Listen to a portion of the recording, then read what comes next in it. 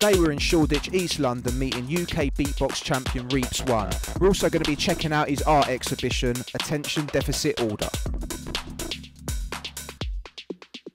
I think one of the main things to consider is everybody knows beatboxing. You hear that word beatboxing and you think of a certain thing. And it's not the same live. Like, even in the performance sense, there's so much more going on. The power you can get on stage, the power we get off stage of me and Linda J, is something you just can't experience off a laptop. But more importantly, the style of beatboxing, where it's gone, in the last year, you just have to forget everything that you think about it and really take a look at where people are taking it and where myself and Linda J, the stuff we're working on. At Reading last year, there's a track of mine called Metal Jaw, which is effectively a metal track. On the drop, we set off all the car alarms in the area around the tent. And that just gives you an idea.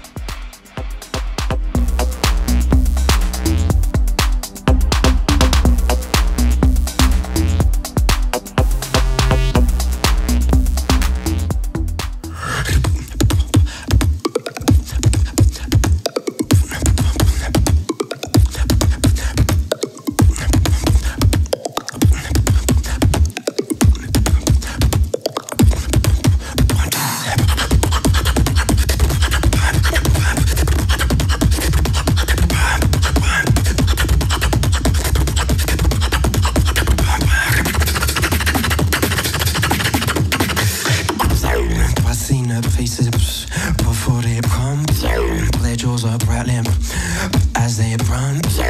Hear the roar, I am blunt. I seen a face happen before they pump, their jaws are rattling. For me, it's always been PlayStation. Like, I had my PlayStation 1, my PlayStation 2, my PlayStation 3. I've just been there. It was around before, and everything that they do, I just prefer playing. Do you know what? Forget all the new stuff. Tekken and Crash Bandicoot. That is it. That's all I have to talk about. I miss Crash Bandicoot, and I still bang out the Tekken every day. I've always enjoyed the fighting games. So yeah, on PlayStation, Soul Calibur, Crash Bandicoot, and Tekken. That was me done for days. And Final Fantasy, if I'm honest. I was one of those kids who just got engulfed by that game. I remember when you could save, and it had the hour count. And I started to hate myself when I saw it, because there was definitely over 100 hours in that game. What, 100 hours playing a game? It's probably nothing now compared to how many people bang out everything that's on there. But yeah, I miss the old school.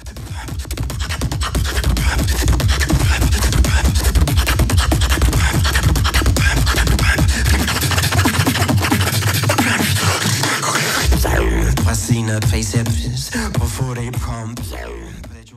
I get asked this question quite a lot, because my show now is definitely one of, if not the longest solo beatbox show in the world, and I push it so hard. And the answer is, it can damage your voice, but you have to just be really, really careful. And there's a correct and incorrect way to do all of the techniques. So you just have to make sure that you're listening to your body, and that if anything is ever uncomfortable, you don't do it. And despite what it may look like, I am never uncomfortable on stage. It's quite the opposite, to be honest. Move.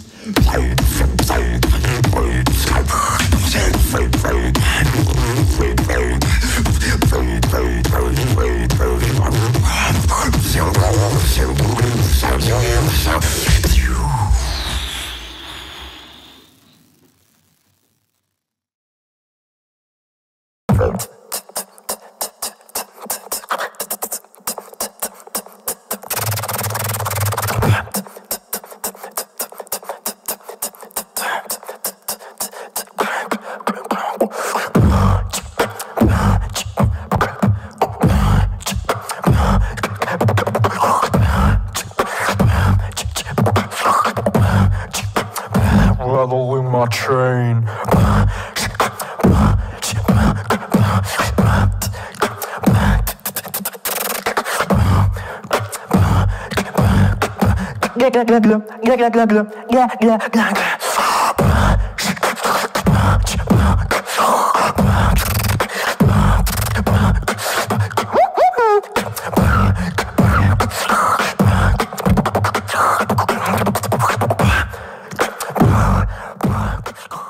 Some of the concepts in the exhibition I've been thinking about for the past like 3 years. Like a lot of the photographs, it sounds quite strange, but I found a way of visualizing my voice.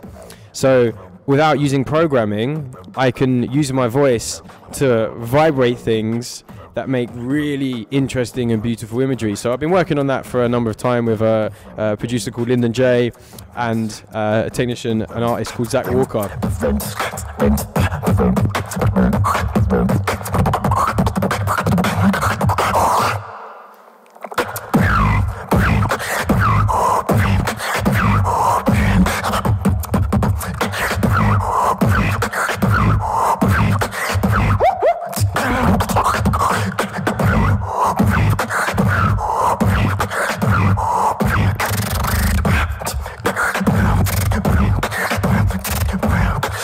Rattle in my chair.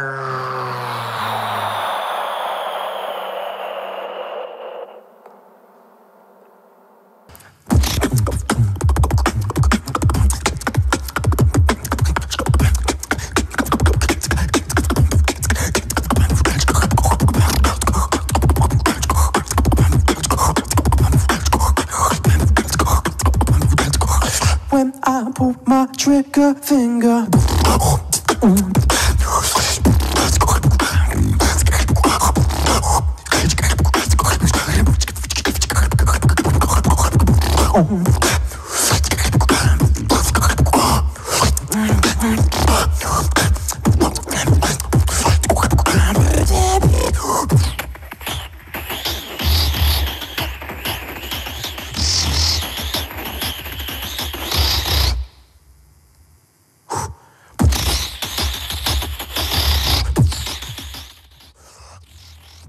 In the day, Turner was an absolute G. He would always deal with themes, insanely huge, epic sound. So if you take like really heavy electronic music these days, and the kind of stuff that makes you feel like you're enveloped and engulfed by something, Turner was that guy back then. He would paint storms and wars and seas crashing. Obviously, there's people like Salvador Dali, and on the conceptual side, there's people like Marcel Duchamp, who was one of the first to make people realize that how you think about something, the way you approach it, can actually be as equally beautiful to a wonderfully intricate painting.